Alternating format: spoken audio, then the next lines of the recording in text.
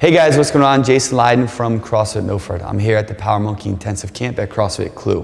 One thing I want to talk to you guys about inside this Power Monkey YouTube channel is a couple concepts on programming. I want to discuss programming. It's something that I truly love, and it's something that I kind of devote almost my life to, but it's also the lecture that I give at Power Monkey Camp. So I hope that everybody watching this and following along with the Power Monkey YouTube channel, you guys make time and get down to a Power Monkey Camp. All right, it's going to be one of the best experiences you have from learning about fitness and also doing fitness. But a couple concepts we're going to talk about right here on the board. All right, and we're first going to walk through number one, know your athlete. No two athletes are the same. No matter what the numbers are, no matter how much they train together, no matter what they look like, athletes are different.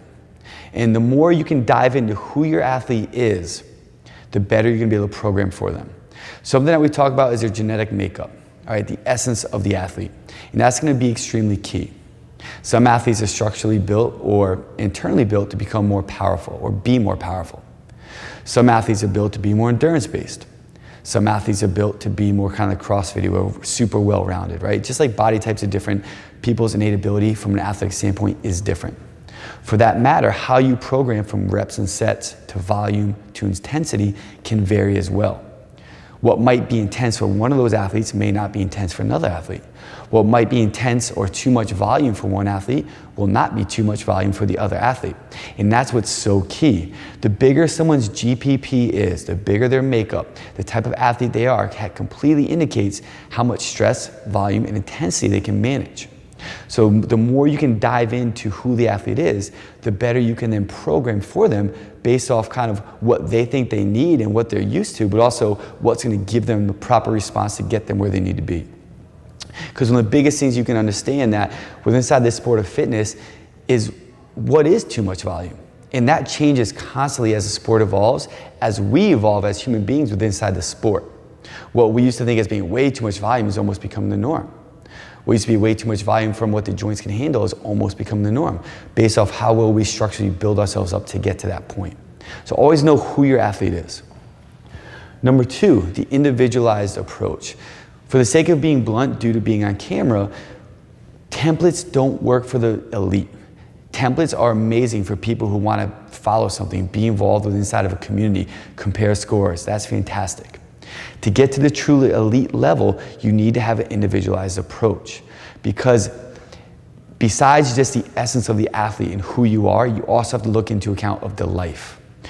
Do they have a job? Are they going to school? Are they married? Do they have kids? What's the financial system like? What are their whys like? Why are they doing this? How do they perceive themselves with this? Understanding the athlete's lifestyle and the stressors can indicate what they need to properly progress inside the sport. And when you can individualize that even more based off the athlete, based off what their lifestyle is like, based off how they recover, their ability to regenerate, their ability to be resilient, the more effective your programming can be. Number three, management of stimulus. The true essence of programming is providing not only the minimum amount of stress, but also the right amount of stress. And those are two key factors that you have to kind of toe the line with when working with athletes. Too much stress and too often will lead to eventually performance decrease and overtraining. Too little stress or not enough at the right time, again, will lead to this a flat line and loss of gains. So always understand the right amount of stress. And this ties into number two, which also ties in to number one. As I said, understanding the proper reps and sets of weightlifting for your athletes to create hypertrophy if they need it, to create power if they need it, to create strength if they need it, to create reactive strength if they need it, right? That's all super important to understand.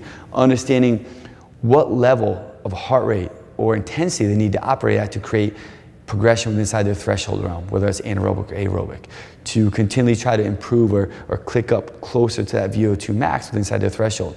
All that comes down to management of the stimulus. The stimulus creates adaptation. Now, if you don't manage the stimulus or apply too much, then there's eventually going to be no adaptation.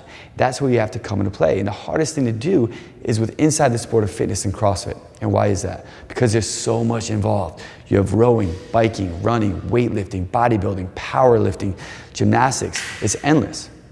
So the better you can understand your athlete, better understand their lifestyle and what they can manage, and control the stimulus for what needs to have that proper adaptation at that point within inside the training cycle, the more effective your program is going to be.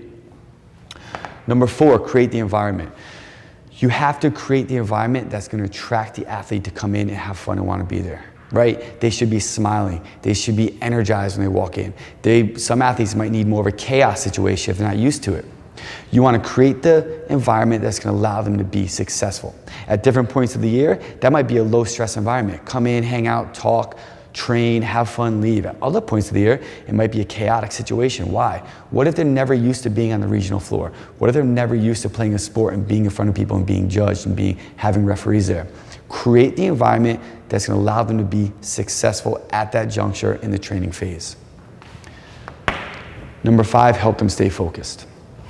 With inside programming, the best thing you can do as a coach is to know how to create buy-in from your athletes.